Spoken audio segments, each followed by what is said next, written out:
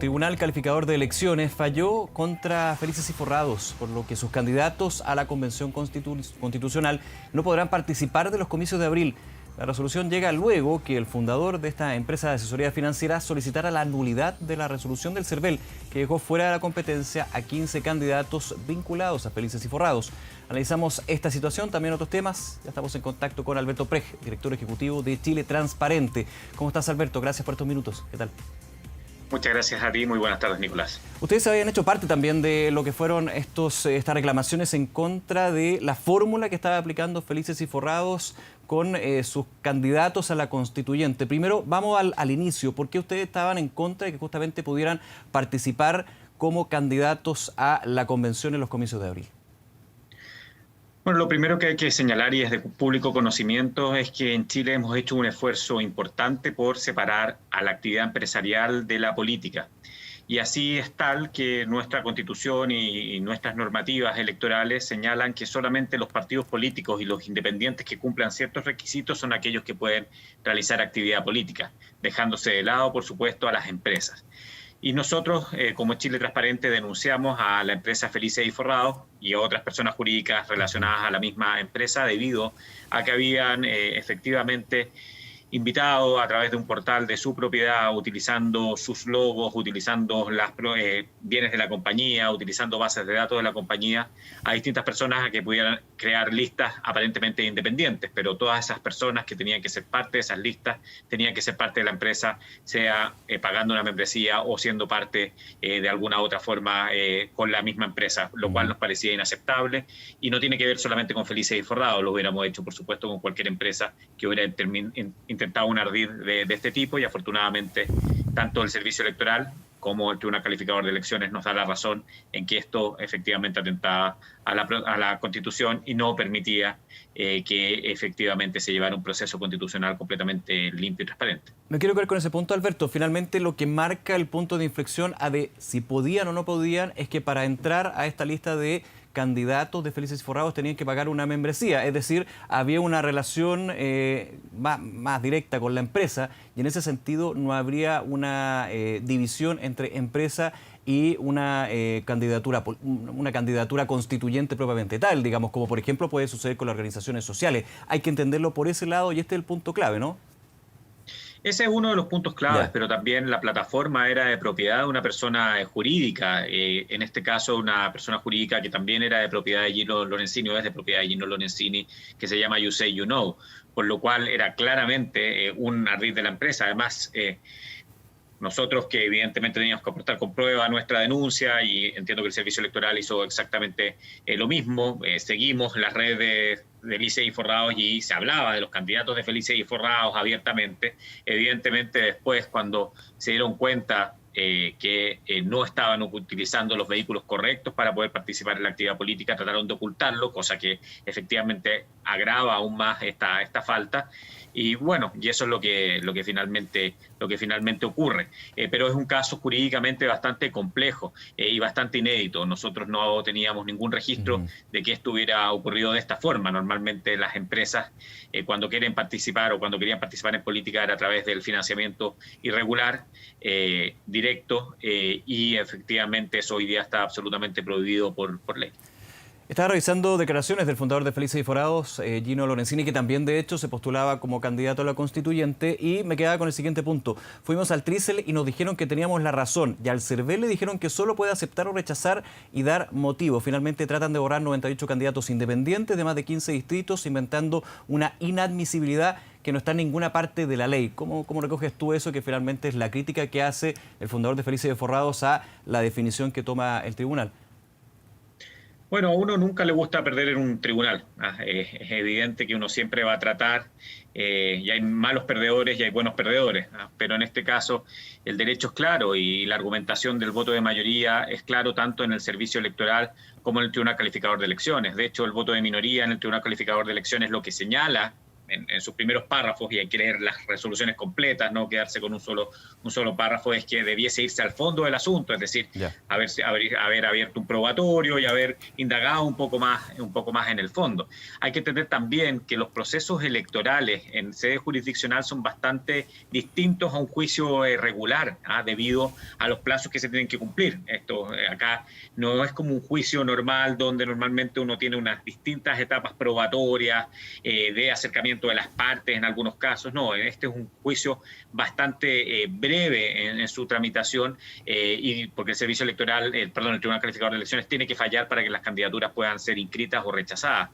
Por lo cual, claro, no hubo la posibilidad quizás de exponer toda la prueba, que es clarísima, tanto en comentarios expresos del propietario de la compañía, como en redes sociales por parte de los adherentes.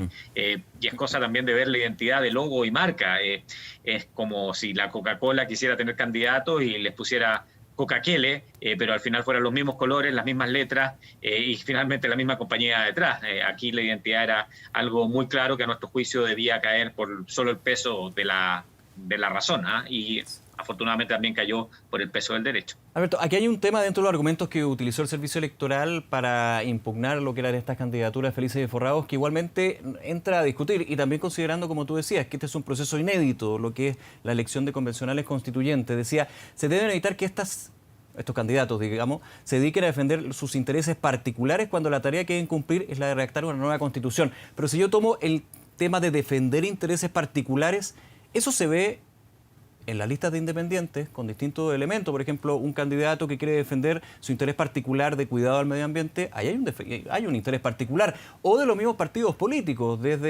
Hay algunos partidos que han señalado que quieren que sus convencionales ganen para defender lo bueno que ha tenido la Constitución.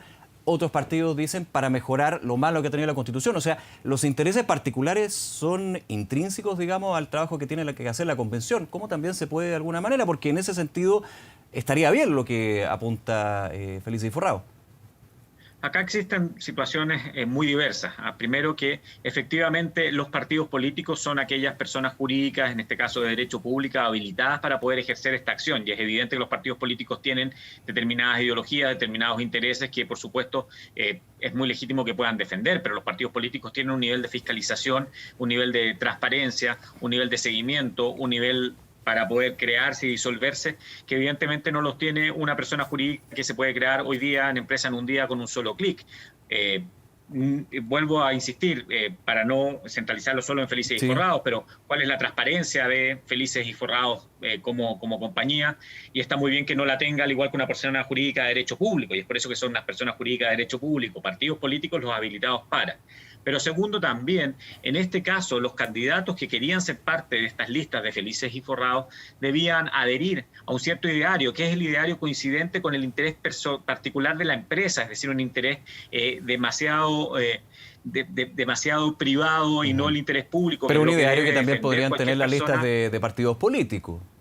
Pero es distinto primero porque acá tú estás defendiendo intereses corporativos directamente de una compañía, a diferencia de un partido político que, bueno, evidentemente hemos visto y hemos denunciado nosotros mismos partidos políticos instrumentales, partidos políticos pymes, han habido casos, pero los partidos políticos lo que defienden y lo que debiesen defender son ideas que evidentemente generan intereses y generan evidentemente influencias, por ejemplo, en la economía, pero es distinto cuando yo quiero decir, mire, defienda mi negocio directamente.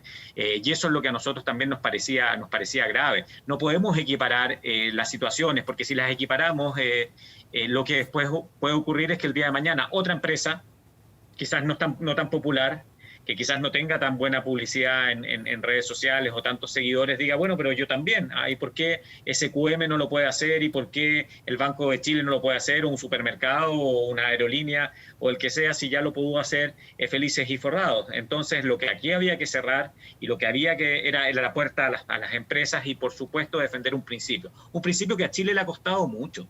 Entendamos que aquí nosotros tuvimos escándalos de financiamiento ilegal de la política que nos han costado parte importante de la confianza en nuestro sistema institucional y no podemos volver atrás. Y eso fue lo que defendimos y afortunadamente eso fue también lo que defendieron las instituciones, tanto administrativas como jurisdiccionales.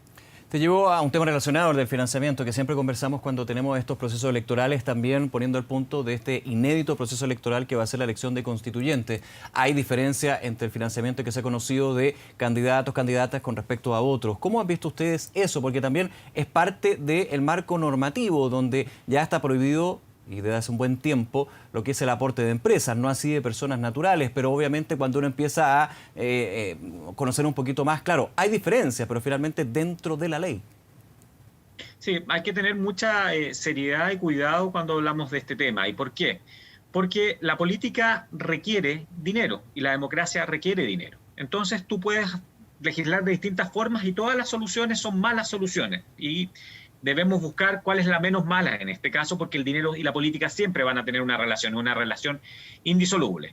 Porque una solución es dejar todo en manos del Estado. Claro. Es decir, que a través de los impuestos se financie toda la acción política de todos los candidatos y se genere algún mecanismo de distribución de ese fondo político. Claro, eso sería el ideal, pero aterrizarlo es bien complejo. Eso no es el ideal, eso no es el ideal, porque donde eso se ha hecho, finalmente lo que ocurre es que el partido gobernante gira el cheque más tarde para la oposición. Y empiezan a haber problemas, entonces no le llega a uno y les llega más a otro. O los funcionarios públicos se ven obligados a aportar en esas campañas, como ocurre en algunos países donde se descuenta por planilla el sueldo de funcionarios públicos, sea o no sea el partido de gobierno, para apoyar al partido de gobierno. Eso ocurre en Latinoamérica hoy día.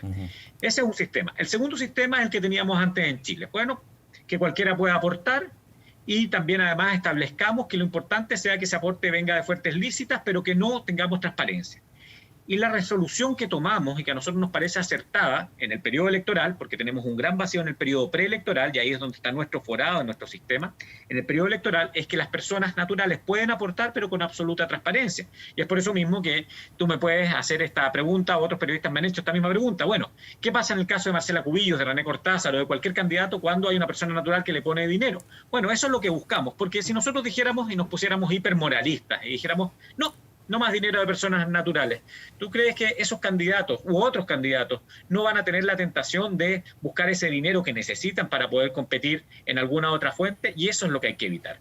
Las fuentes absolutamente oscuras o las fuentes prohibidas por ley, como las fuentes que provienen de financiamiento de empresas u otras personas jurídicas que hoy día están inhabilitadas para hacerlo en Chile. Entonces, hay que ser cuidadosos. Y por otra parte, y para terminar esta idea, las personas hoy día, todos los ciudadanos, podemos conocer quiénes financian a los candidatos. Claro. Si evidentemente hay un empresario, hay un político, hay una persona que a mí no me gusta, que sus ideas no me gustan y están financiando un candidato, bueno, a informarse. Esto lo publica el CERVEL todas las semanas de manera muy clara, se le da bastante publicidad a través de los medios de comunicación y, por supuesto, no votar por esos candidatos que pudiesen estar de alguna forma con intereses que no fueran los compatibles con el elector.